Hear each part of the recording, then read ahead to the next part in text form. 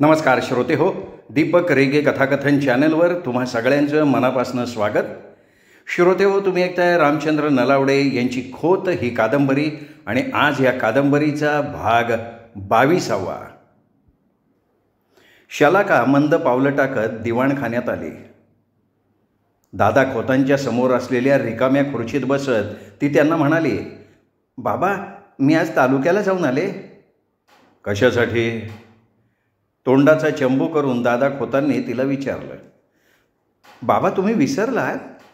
अहो, दूरदर्शनचा संच घेण्यासाठी परवा तुम्ही माझ्याकडे रोख 10,000 रुपये दिले होते ना, त्याची खरेदी करण्यासाठी मी भागवत सरांना बरोबर घेऊन तालुक्याला गेले होते. उद्या रिक्षानं दूरदर्शन संच आपल्या वाड्यात येईल, तो बसवायचा कुठे हे मी तुम्हाला विचारायला आली आहे. ही कार्टी नक्कीच कधीतरी आपल्या तोंडाला काळं फासणार आहे. हल्ली हल्ली ती भागवत सरांच्या फार जवळ जातीये. दादा खोत विचार करत होते. तो कोण आहे, कुठला आहे याचा ती मुळी विचारच करत नाही आहे. एकदा हिला ठेच लागली आहे तरी ही शहाणी होत नाही आहे, मूर्खासारखी वाटते आहे. शाळेला देणग्या जमा करण्याच्या नावाखाली 2-3 दिवस त्याच्याबरोबर जातीये. शेण खायचं हिने बाकी ठेवलं असेल का? लोक तोंडावर नाही बोलत, पाठीमागे कुजबूज करतातच ना.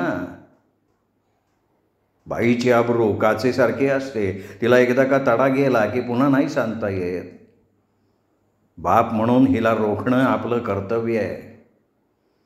एकदा ठोकर बसली की माणूस पुन्हा सावरतो, पण दुसऱ्यांदा ठोकर बसली की अक्षरशः तो कोलमडून पडतो. शलाकाचं बोलणं ऐकून दादा खोत काहीही बोलले नाहीत, म्हणून ती पुन्हा मोठ्या आवाजात त्यांना म्हणाली, अहो बाबा मी काय विचारतीये, TV दिवाणखान्यात ठेवायचा का तुमच्या झोपायच्या खोलीत? नाही, झोपण्याच्या खोलीत नको, इथे ठेवला तर तो सगळ्यांना बघता येईल. बाबा माझ्याही मनात तेच होतं, दिवाणखान्यात TV ठेवला ना तर तो सगळ्यांना बघता येईल. वसंत ऋतूमध्ये ज्याप्रमाणे निष्पर्ण वृक्षांना नवी तजेलदार पालवी फुटते, तसा शलाकाचा स्वभाव आता बदलला होता. आधी ती फारशी कोणाशीच बोलायची नाही. एकसारखी हातात पुस्तक घेऊन तिच्या खोलीत बसलेली असायची. विचारलेलं असेल तेवढं सांगायची. त्या मानानं आता ती आघळपघळ बोलून गालातल्या गालात हसत होती. तिच्या स्वभावात झालेला बदल दादा खोतांच्या नजरेतनं सुटला नव्हता. फक्त ते तिला बोलायची संधी कधी मिळते याची वाट बघत होते. हवेत उकाडा होता, डोक्यावरचा पंखा गरगर फिरत होता, तरीही जाम उकडत होतं. कपाळावर जमा झालेला घाम शलाका अंगावरच्या साडीच्या पदरानं हलक्या हातानं पुसायला लागली. त्यावेळी तिच्या हातातली बोटातली सोन्याची अंगठी बघून दादा खोतांनी तिला सहज विचारलं, अगं शलाका अंगठी छान आहे, कधी केलीस अंगठी? दादा खोतांनी स्वतःहून विचारल्यामुळे शलाका मनात किंचित सुखावली, खुदकन हसली आणि म्हणाली, बाबा अहो ही अंगठी मला भागवत सरांनी माझ्या वाढदिवसाला भेट म्हणून दिली. आपलं बोलणं ऐकून दादा खोत खुश होतील असं शलाकाला मनातनं वाटलं होतं, पण तसं काही झालं नाही. तिचं बोलणं ऐकून दादा खोतांचा चेहरा गंभीर झाला. ओठांची थरथर व्हायला लागली आणि त्यांच्या चेहऱ्यावरच्या सुरकुत्यांच्या रेषा गडद दिसायला लागल्या. ते लगेच उसळले आणि तिला म्हणाले, शलाका परक्या माणसांकडनं अशा किमती भेटी स्वीकारायच्या नसतात, कळत कसं नाही तुला? आता तुला हे सगळं मी सांगायला पाहिजे का? अचानक हल्ला झाल्यामुळे शलाका भांबावून त्यांच्याकडे विस्फारलेल्या डोळ्यांनी बघायला लागली. तिला कळे ना की दादा खोतांना असं अचानक काय झालं. थोड्या वेळाने तिने स्वतःला सावरलं आणि ती त्यांना आवेशात येऊन म्हणाली, काय झालं बाबा, त्यात काय बिघडलं? काय झालं म्हणून पुन्हा तोंड वर करून मलाच विचारतेस तू? हो मला कळलं नाही म्हणून मी विचारतेय. न कळायला काय झालंय? कळतंय तुला सगळं. तू आता वेळ घेऊन पेडगावला जायचा बहाणा करतेस. शलाका अस्वस्थ झाली होती. भागवत सरांकडनं आपल्या वाढदिवसाला सोन्याची अंगठी भेट म्हणून आपण स्वीकारली, यात गैर काय आहे? त्यांच्या भावनांची आपण कदर केली नसती तर ते निराश झाले असते. आपलं मन जपण्यासाठी ते किती प्रयत्न करतात. मुळात त्यांचा मितभाषी स्वभाव, त्यांचं बोलणं नुसतं कानाने ऐकत राहावं असं वाटतं. गेल्या आठवड्यात मला नुसती सर्दी झाली होती तर त्या भल्या माणसानं माझी किती काळजी घेतली होती. जणू काही सर्दी पडशानं तेच बेजार होते. हे बाबांचं नेहमी असंच असतं. स्वतः नियम करायचे आणि ते स्वतःच मोडायचे. मुलांनी मात्र नियमात वागायला पाहिजे. अवधूतला सुद्धा बाबांचा स्वभाव आवडत नाही. दादा खोतांच्या चेहऱ्याकडे बघत किंचित आवाज चढवून शलाका म्हणाली, हे बघा बाबा, भागवत सर स्वभावानं चांगलेत. त्यांच्याकडून भेट स्वीकारून मी काहीही चूक केलेली नाही आहे. तुम्ही उगाच रागा करून घेऊ नका. तुमचा रक्तदाब वाढेल, तुम्हाला पुन्हा त्रास होईल. माझ्या तब्येतीची काळजी तू करू नको. तू चांगली वाग म्हणजे माझी तब्येत आपोआप चांगली राहील. काय असं म्हणताय बाबा तुम्ही? काय गैर वागले सांगा बरं. तू ते माझ्या तोंडून वदवून घेऊ नकोस. तू कशी वागतेस हे तुला पक्क ठाऊक आहे. एवढंच लक्षात ठेव की मांजर जरी डोळे मिटून दूध पित असलं तरी सगळ्या जगाचे डोळे उघडे असतात. शलाका मनात म्हणाली, आता मात्र बाबांची हद्द झाली. ते एवढं बोलतील असं मला कधी वाटलंच नव्हतं. आपल्याला बरोबरीनं वागवतो असा पुरुष, मग तो नवरा असो की मित्र, त्यांनी एखादी वस्तू भेट म्हणून दिली तर ती स्वीकारायला नको का? त्या भेटीचा अव्हेर केला असता तर त्याला किती वाईट वाटलं असतं. जो आपल्या भावना समजून घेतो त्याच्या भावना आपण नको का जपायला? आता बाबांना स्पष्ट सांगायची वेळ आली आहे. हा विषय पुन्हा कधीतरी निघणारच आहे. तेव्हा एकदाच त्याचा सोक्षमोक्ष लावून मोकळं व्हावं, म्हणजे पुन्हा पुन्हा तेच चर्हाट वळत बसायला नको. शलाका स्पष्टपणे दादा खोताना म्हणाली, हे बघा बाबा, मी एक स्त्री आहे. मला सुद्धा भावना आहेत. या उपर मी तुम्हाला काय सांगणार. तिचं बोलणं ऐकून दादा खोत आणखीन चिडले. ते त्वेषानं तिला म्हणाले, अगं आपण या गावचे खोत आहोत, खोत. या वाड्याच्या काही मानमर्यादा आहेत. याचा तू काही विचार करणार आहेस का नाही? बाबा, मला तुम्हाला बोलायचं नव्हतं, पण तुम्ही ती वेळ आता माझ्यावर आणली आहे. तुम्ही जो प्रश्न मला विचारला आहे तोच प्रश्न मी तुम्हाला विचारू शकते. काय म्हणायचं आहे तुला? मला काय म्हणायचं आहे हे तुम्हाला कळलं आहे बाबा. तू सुलभाबद्दल तर बोलत नाही आहेस ना? हो बाबा, मी त्यांच्याबद्दलच बोलते आहे. का तुम्ही त्यांच्याकडे जाता?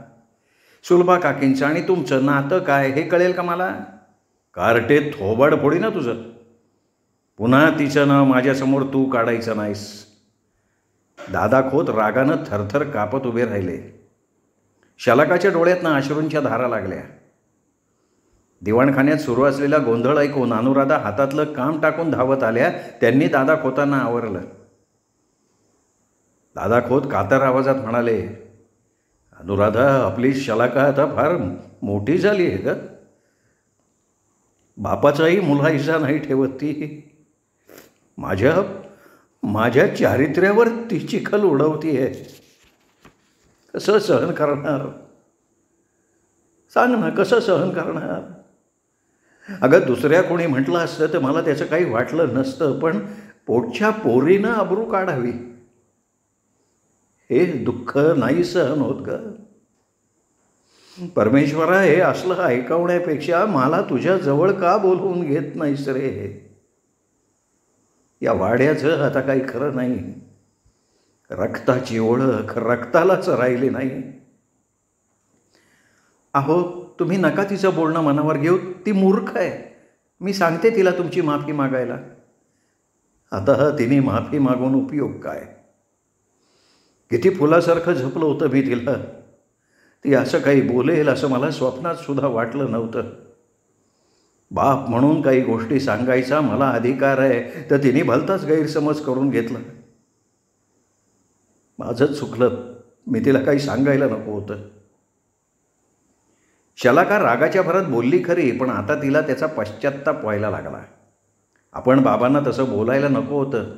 ती मनात अस्वस्थ झाली. अनुराधा तिच्याकडे वळून रागानं म्हणाल्या, शलाका, तुला कळत कसं नाही का? वडिलांना असं बोलायचं असतं. आई, मी चुकले. आधी त्यांची माफी माग. बाबा, चुकले मी, मला माफ करा. मी तसं बोलायला नको होतं तुम्हाला. मुलीला झालेलं दुःख दादा खोतांना बघवलं नाही. ते क्षणात पाणी पडलेल्या ढेकळाप्रमाणे विरघळले. पायांवर डोकं ठेवलेल्या शलाकाला त्यांनी दंडाला धरून वर उठवलं.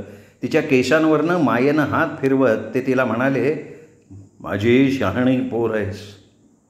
रडू नकोस. माफ केलं आहे मी तुला. या जगात फक्त आईवडीलच मुलांनी केलेले अपराध पोटात घालून त्यांना माफ करतात. आणि तू खरं तेच बोललीस, त्यात तुझा तरी काय दोष? डोळी पोसपोरी रडायचं नाही आता. बापलेकीच्या मनातलं किलमिश दूर झालं. त्यांची लगेच दिलजामाई झाली. अनुराधाची काळजी मिटली. त्यांचा जीव भांड्यात पडला होता. अनुराधाकडे केविलवाण्या नजरेनं बघत शलाका दुःखी आवाजात म्हणाली, आई मी माझ्या खोलीत जातीये. जा तू आराम कर, जेवायच्या वेळी तुला बोलवायला येईन. शलाका खाली मान घालून मंद पावलं टाकत तिच्या खोलीच्या दिशेनं निघून गेली. ती निघून गेल्यावर दादा खोत अनुराधाला म्हणाले, अनुराधा शलाका खरंच आता मोठी झाली हो. जाऊ द्या हो, नका मनावर घेऊ. अनुराधा जखमा बऱ्या झाल्या तरी त्याचे व्रण राहतात. विसरा ना आता. कसं विसरू? नाही विसरता येत. परक्यांचं आपण समजू शकतो ग, पण ही पोरं आपल्या रक्तामासाची आहेत ना. मला ते कळत नाही का? तुला कळतंय ग, पण आपल्या मुलांना ते कळलं असतं तर. दादा खोत पुन्हा पुन्हा त्याच विषयाकडे वळत होते. अनुराधाच्या एव्हाना ते लक्षात आलं होतं. विषयांतर करण्यासाठी त्या त्यांना म्हणाल्या, अहो आज रात्री तुम्ही शेताची राखण करायला जाणार आहात का? म्हणजे मगाशी गणपत सांगत होता. हां, आज रात्री मी लवकर जेवणार आहे. डुकरांचा बंदोबस्त करायला जाणार आहे. वाघाच्या शिकारीला नाही जात आहे. गणपतची बायको आजारी आहे म्हणून मीच त्याला नको येऊस असं सांगितलं. ब्राह्मणवाडी सोडून उद्या मी अख्ख्या गावाला डुकराच्या मटणाची मेजवानी देणार आहे. आहेस कुठे तू? बरेच दिवस मी तुरीत बंदूक घेऊन बसलेलं नाही म्हणून डुकरं पिसाळली आहे.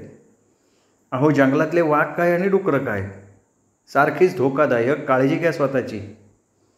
अनुराधा मला ठाऊक आहे, मी तुरीच्या शेतात बंदूक घेऊन रात्री राखणीला बसलो की तुला रात्री नीट झोप येणार नाही. तुझे डोळे टक्क उघडे असणार. आज रात्री मी एकदाच राखणीला जाणार आहे. पुन्हा कधीही बंदूक हातात घेणार नाही आणि त्या तुरीत जाऊन रात्री बसणार सुद्धा नाही. त्यांचे ते शब्द ऐकून अनुराधाचा चेहरा उजळला.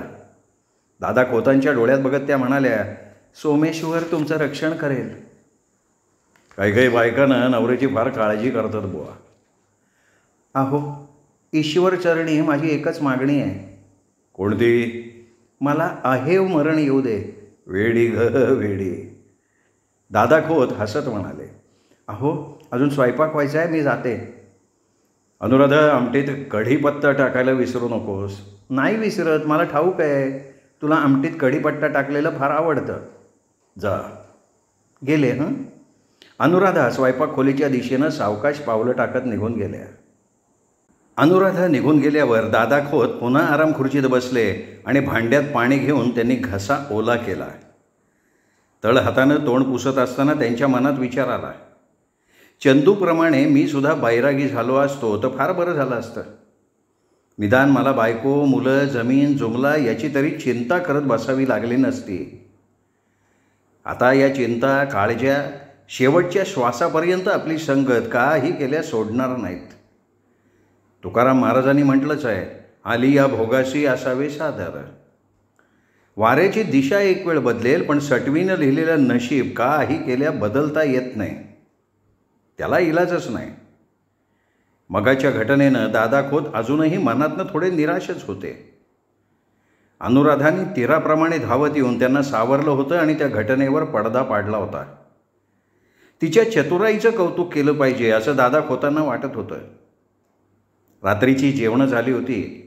पायात गंबूट घालून दादा खोत एका हातात बॅटरी आणि एका हातात 2 नळी बंदूक घेऊन जगबुडी खाडीकडे जाणाऱ्या पाऊलवाटेवरनं दमदार पावलं टाकत चालायला लागले. हातातल्या बॅटरीचा पिवळा धम्मक उजेड तांबड्या पाऊलवाटेवर सांडत होता. पायाखाली मुरमाचे खडे टरबुजाप्रमाणे फुटत होते. आजूबाजूला झाडी जंगल होतं. जंगली प्राण्यांचा चित्रविचित्र आवाज कानांवर येऊन आदळत होता. दादा खोतांना त्याची तसूभरसुद्धा भीती वाटत नव्हती. त्यांचे वडील हातात बंदूक घेऊन रात्री बेरात्री वाघाची शिकार करण्यासाठी घरातनं बाहेर पडत. त्याच नानांचं रक्त दादा खोतांच्या धमन्यातनं वाहत होतं. काही वेळा त्यांनी हातात बंदूक घेऊन ही पाऊलवाट रात्रीत उडवलेली होती. आता ते उतारवयाकडे झुकले होते. अंगातली ताकद पहिल्यापेक्षा थोडी कमी झाली होती. चालताना आता त्यांना थोडा थकवा जाणवत होता. रातकिड्यांचं भेसूर गाणं ऐकत दादा खोत तुरीच्या शेतात येऊन एकदाचे पोचले. बॅटरीच्या पिवळ्या धमक उजेडात दादा खोतांनी गणपतनं बांधलेल्या त्या मचाणाभोवती एक फेरी मारली. मचाण डोक्यापेक्षाही उंच होतं. मचाणावरून तुरीच्या शेतावर लक्ष ठेवणं खूप सोपं होतं. मचाणावर बसण्यासाठी गवताच्या पेंढ्या पसरून ठेवल्या होत्या आणि वर चढण्यासाठी जवळच एक लाकडी शिडी मचाणाला टेकून उभी केली होती. दादा खोत मनातल्या मनात गणपतच्या कामगिरीवर खुश झाले.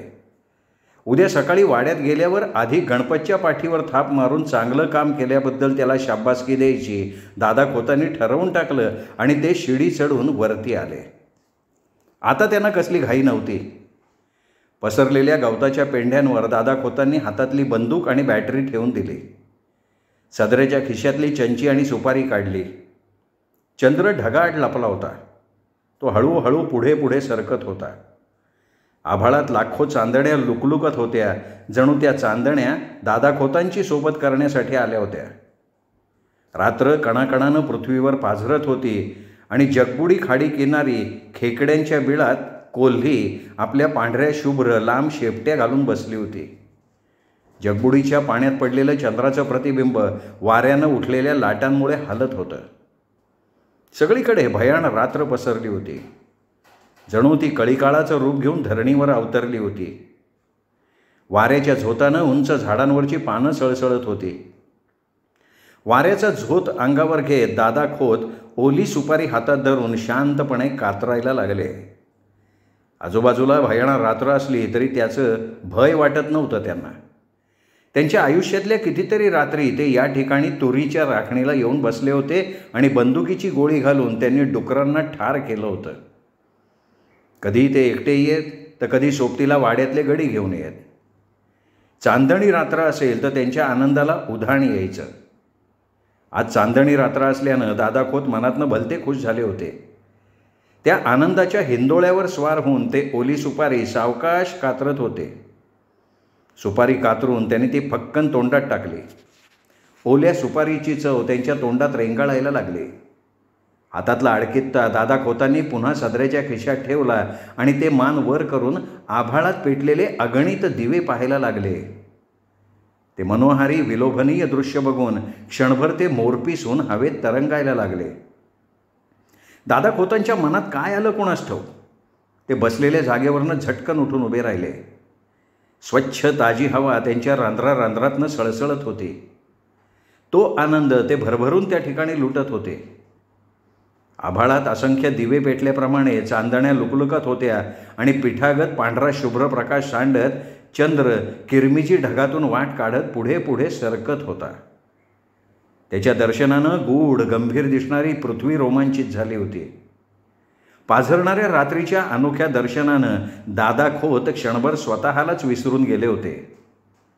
तोंडातल्या ओल्या सुपारीची चव घेत ते उघड्या डोळ्यांनी सभोवार बघत उभे होते. आता त्यांना कशाचंही भान उरलेलं नव्हतं.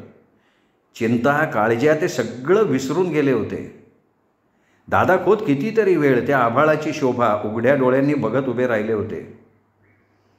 थोड्या वेळानं दादा खोतांना आपण इथे तुरीच्या शेताची राखण करण्यासाठी आलोय याचं भान आलं. हातात बॅटरी घेऊन त्यांनी तिचा प्रकाश शेताच्या चारी दिशांना सोडला.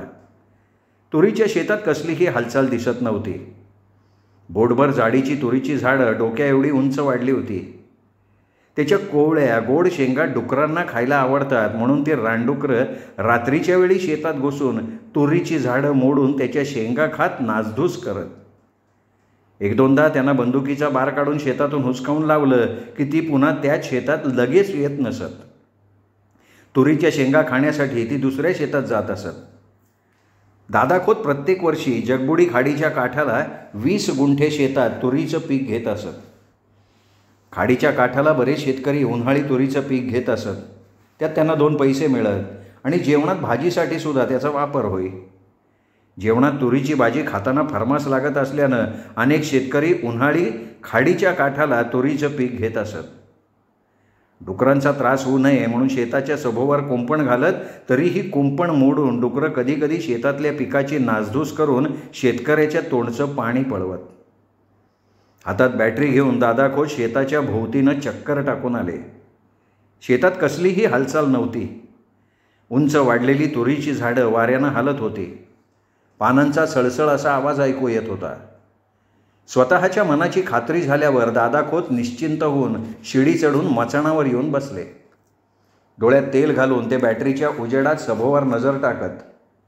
जरा जरी खसफस असा आवाज कानावर आला तरी दादा खोत तिथे झटकन बॅटरीचा उजेड मारून बघत. रात्र वाऱ्यासंगे पळत होती. निम्मी रात्र उलटून गेली होती. डोळ्यात झोप येऊन सुद्धा दादा खोत शेताची राखण करत होते. त्यांच्या उजव्या हाताजवळ आग ओकणारी दुनळी बंदूक होती. जगबुडी खाडीच्या काठी माजलेली खेकडी खाऊन ह्युक्या हू असा भेसूर आवाजात कोल्ही ओरडत होती. लांडग्यांनी सुद्धा आता त्यांच्या आवाजात आवाज मिसळून ओरडायला सुरुवात केली होती. चंद्राचा पिठागत दिसणारा प्रकाश जमिनीवर सांडला होता. चंद्राच्या प्रकाशात डोंगर, नदी, नाले, जगबुडी खाडी, झाडं नाहत होती. जणू स्वर्गच जमिनीवर उतरला होता. डोळ्यात झोप आल्यानं दादा खोतांना जांभया येत होत्या. तोंडावर हात ठेवून ते मोठ्याने जांभया द्यायला लागले. सुपारीची तल्लफ आली की अडकित्यानं सुपारी कातरून ती तोंडात टाकत असत. हे त्यांचं रात्रभर चाललं होतं. शेतात अजूनपर्यंत रानटी जनावरांची पायचल नसल्यानं ते निर्धास्त झाले होते. दादा खोतांनी मांडी बदलली. उजव्या हातात बंदूक घेऊन ते स्वतःशी बोलल्याप्रमाणे पुटपुटले, माझ्या हातात बंदूक बघून डुकरं घाबरली वाटतं. आज ती माझ्या शेतात यायला हवी होती. त्यांना गोळी घालून रक्ताची आंघोळ घातली असती. त्यांचं नशीब थोर म्हणून ती आज माझ्या तुरीच्या शेतात आली नाहीत. जनावरांना, पशुपक्ष्यांना धोका असेल तर ते लगेच कळतं. ईश्वरानं त्यांना तसं वरदान दिलंय असं दादा खोत मनात म्हणत होते. पहाट फुटायला अजून थोडा वेळ अवधी होता.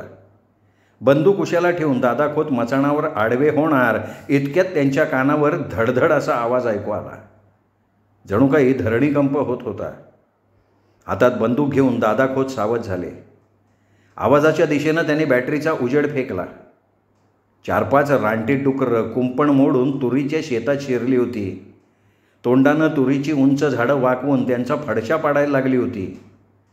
त्यांचा धुडगूस बघून दादा खोतांचं पित्त एकदम खवळलं. त्या डुकरांची पाठ काळीभोर आणि जाड कातडीची होती. त्यांची शेपटी फक्त वीधभर होती. त्यांच्या तोंडातले अणकुजीदार सुळे बॅटरीच्या उजेडात चमकत होते. त्यांचे डोळे पेटत्या दिव्याप्रमाणे दिसत होते. मचाणावरनं दादा खोतांनी त्यांच्यावर बॅटरीचा उजेड सोडला होता. नेम धरून त्यांनी बंदुकीचा चाप ओढला. ठो असा गगनभेदी आवाज अंधाराला कापत दूरवर ऐकू गेला. दादा खोतांनी मारलेली गोळी एका डुकराच्या बरोबर मस्तकात जाऊन घुसली. एका क्षणात ते डुक्कर खाली कोसळलं. बाकीची डुकरं घाबरली आणि ती मचाणाच्या दिशेनं जीवाच्या आकांतानं धावत सुटली. दादा खोतांच्या दिशेनं डुकरं धावत येत होती. दादा खोतांनी लगेच दुसरा बार काढला. तो हुकला. धावत आलेली डुकरं मचाणाच्या वाशांना येऊन जोरात धडकली. तसे ऐनाचे ते वासे मोडले. मचाण गवताच्या पेंढ्यांसकट जमिनीवर कोसळलं. दादा खोत त्या रानटी डुकरांच्या काचाट्यात आयतेच सापडले. त्यांची बंदूक एका बाजूला पडली होती. पिसाळलेल्या डुकरांनी दादा खोतांना वर उठायची सुद्धा संधी दिली नाही. धारधार सुळ्यांनी त्या डुकरांनी दादा खोतांना तुरीच्या शेतात फासटून मारून टाकलं. धारधार सुळ्यांनी त्यांच्या शरीराचे लचके तोडले. तुरीच्या शेतात दादा खोतांनी प्राण सोडल्यावर ती रानटी डुकरं जंगलाच्या दिशेनं निघून गेली. श्रोते हो, तुम्ही ऐकत होतात रामचंद्र नलावडे लिखित खोत ही कादंबरी. आज या कादंबरीचा 22वा भाग आणि खोतांची दुसरी पिढी संपली. खोतांच्या तिसऱ्या पिढीचा प्रवास ऐकण्यासाठी भेटूयात या कादंबरीच्या 23व्या भागात उद्या. तोपर्यंत नमस्कार मित्रहो.